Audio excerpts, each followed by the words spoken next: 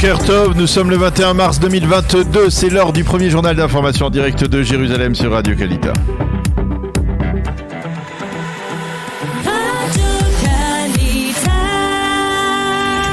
Radio J, le journal en direct de nos studios de Jérusalem.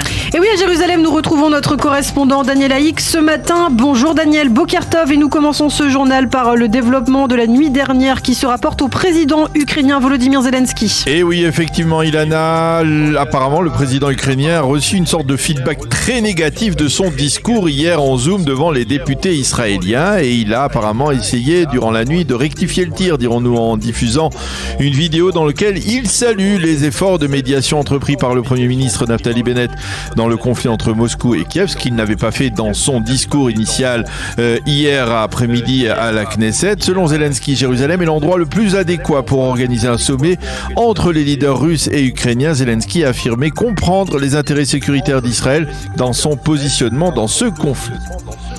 Et ce communiqué contraste donc singulièrement avec le discours prononcé à 18h hier par le président ukrainien.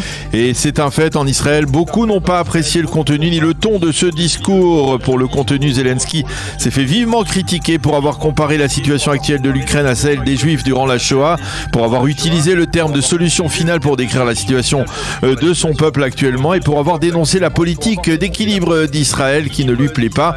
Le ton de ce discours était également accusateur. Pourquoi ne pas prendre position fermement à nos côtés, a dit Zelensky. Pourquoi ne pas nous envoyer des armes telles que d'hommes de fer? Et pour couronner le tout, Zelensky a également critiqué Israël pour sa politique d'accueil des réfugiés ukrainiens. Dans la classe politique israélienne, on a certes déclaré comprendre la tension dans laquelle se trouve Zelensky, mais de nombreux élus ont estimé que cela ne pouvait justifier des comparaisons historiques erronées à propos du comportement de l'Ukraine durant la Shoah. Seul Yair Lapid, le ministre des Affaires étrangères, a déclaré Israël continuera à venir en aide au peuple ukrainien du mieux possible.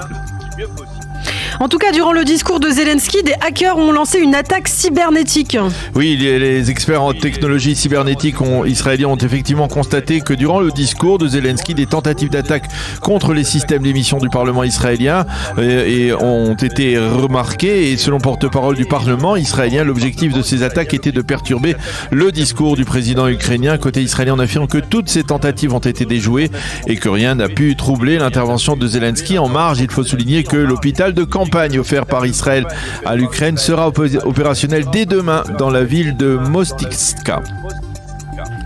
Et puis le reste de l'actualité, c'est la mort du prince de la Torah. Plus de 700 000 personnes ont accompagné hier après-midi le Rav Chaim Kanievski vers sa dernière demeure. C'est probablement l'un des enterrements les plus importants jamais organisés en Israël. Selon la police, il était effectivement entre 500 et plus de 700 000 personnes à avoir rejoint hier Bnei Brak pour assister même de loin aux obsèques du prince de la Torah du monde lituanien, le Rav Chaim Kanievski, qui s'est éteint vendredi à l'âge de 94 ans. 3 oraisons funèbres seulement ont été prononcé près du domicile du Rav Rehov Rashbam au cœur de Bnei Brak avant que le cortège funéraire ne tente de se frayer un chemin dans la foule compacte de ces dizaines de milliers d'étudiants des yeshivot venus accompagner leur maître vers sa dernière demeure dans le cimetière de Zichron Meir à Bnei Brak. À l'issue des obsèques, les forces de police qui étaient massivement déployées, plus de 3000 policiers, ont pu constater qu'en dépit des risques évidents, le public avait respecté globalement les directives et qu'il n'y avait pas eu d'incident sérieux durant la cérémonie. Et enfin, pour terminer, hier à Toulouse, l'heure était au souvenir et à l'émotion.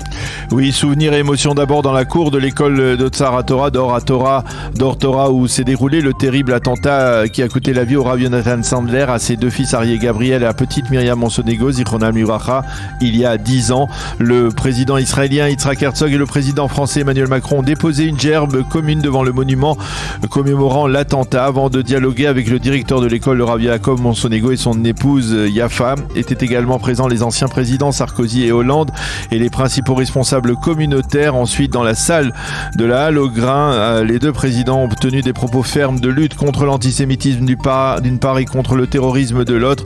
Mais ce sont les enfants de l'école Or Torah, les anciens camarades d'Arié, Gabriel et Myriam, qui leur ont volé la vedette hier en adressant à leurs petits camarades disparus des messages d'espoir. Merci beaucoup Daniel Haïk, notre correspondant à Jérusalem. On vous retrouve dans 25 minutes pour la revue de la presse israélienne.